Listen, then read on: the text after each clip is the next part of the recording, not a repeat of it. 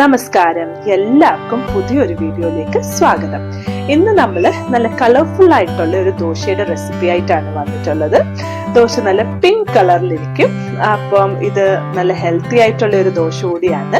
അപ്പൊ എങ്ങനെയാണ് ഇത് തയ്യാറാക്കുന്നതെന്നാണ് ഇന്നത്തെ നമ്മുടെ റെസിപ്പി.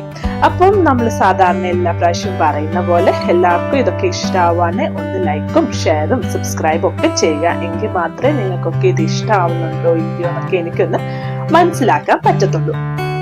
അപ്പോ എങ്ങനെയാണ് ഈ ഹെൽത്തി ആയിട്ടുള്ള പിങ്ക് കളർ ദോശ തയ്യാറാക്കുന്നതെന്ന് കണ്ടു നോക്കാം. പിള്ളേർക്കാണേലും ഭയങ്കരമായിട്ട് ഇഷ്ടപ്പെടും ഇന്നത്തെ ഈ ഒരു കളറൊക്കെയും കൊണ്ട്.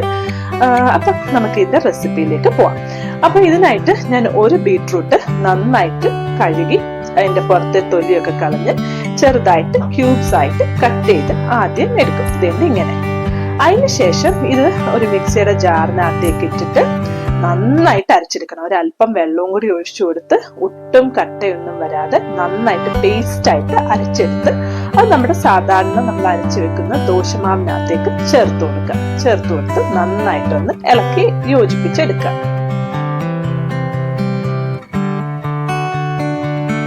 ഇപ്പൊ ഞാൻ എന്റെ മാവിനകത്തേക്ക് ഒഴിച്ചു. നന്നായിട്ട് ഇത് ഇളക്കി യോജിപ്പിക്കുകയാണ്. നമ്മുടെ രുചിക്ക് ആവശ്യത്തിന് ഉപ്പ് കൂടി ചേർക്കാൻ മറക്കരുത്. ഇപ്പൊ നന്നായിട്ട് ഇളക്കി യോജിപ്പിച്ചെടുത്തിട്ടുണ്ട്. ഇനി ഞാൻ നല്ല ചൂടായ ദോശക്കല്ലിലേക്ക് ഇത് അങ്ങോട്ട് ഒഴിച്ച് നന്നായിട്ട് പരത്തി എടുക്കുന്നു.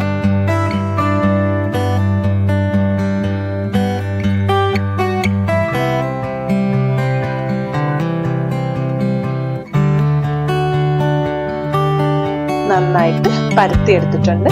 ഇനി ഇതിന്റെ പുറത്തേക്ക് നമ്മൾ സാധാരണയായിട്ട് ദോശയുടെ പുറത്ത് നെയ്യാണോ അല്ലെങ്കിൽ എണ്ണയാണോ എന്താണോ ഉപയോഗിക്കുന്നത് അതും കൂടി നന്നായിട്ടൊന്ന് ഒഴിച്ചെടുക്കുക. എങ്കിൽ മാത്രമേ ദോശ നന്നായിട്ടൊന്ന് മൊരിഞ്ഞു കിട്ടത്തുള്ളൂ.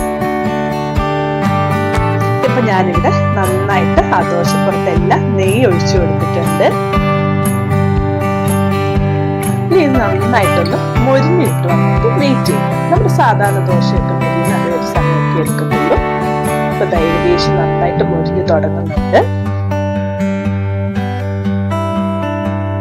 സൈഡും കൂടെ അതേപോലെ നന്നായി മൊരിഞ്ഞു കഴിയുമ്പോൾ നമുക്ക് ചെറുതായിട്ട് സൈഡിൽ നിന്ന് ഇളക്കി തുടങ്ങാം. ഇപ്പൊ ഏകദേശം സൈഡും നന്നായിട്ട് മൊരിഞ്ഞിട്ടുണ്ട്. അപ്പം ചെറുതായിട്ട് സൈഡിൽ നിന്ന് അകത്തൂടെ ചട്ടകം കയറ്റി ഇളക്കിയെടുക്കാൻ നോക്കുക.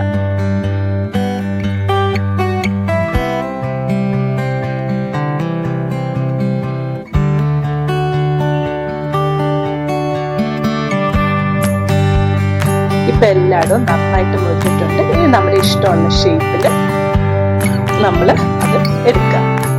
അപ്പൊ ഇങ്ങനെയാണ് നമ്മുടെ ദോശയുടെ അൽഗുൽ ഭാഗമൊക്കെ ഇരിക്കുക. അങ്ങനെ ഞാൻ ഇതേപോലെ തന്നെ ബാക്കി 2-3 കൂടെ ചുട്ടെടുത്തിട്ടുണ്ട്. കണ്ടാലും നല്ല ഭംഗിയാണ്, അതേപോലെ നല്ല രുചിയും എന്നാൽ അതേപോലെ ആരോഗ്യപരമായ ഒരു ദോശയാണ്. അപ്പൊ എല്ലാവരും ഒന്ന് തയ്യാറാക്കി നോക്കുക. എന്നിട്ട് നിങ്ങളുടെ അഭിപ്രായങ്ങളും പറയുക. ഇഷ്ടമാവാനെ ലൈക്കും ഷെയറും സബ്സ്ക്രൈബും ഒക്കെ ചെയ്തൊന്ന് സപ്പോർട്ടും ചെയ്യുക. അപ്പൊ എല്ലാവർക്കും അടുത്തൊരു വീഡിയോയുമായി കാണുന്നിടം വരെ ശുഭദിനം. ബൈ.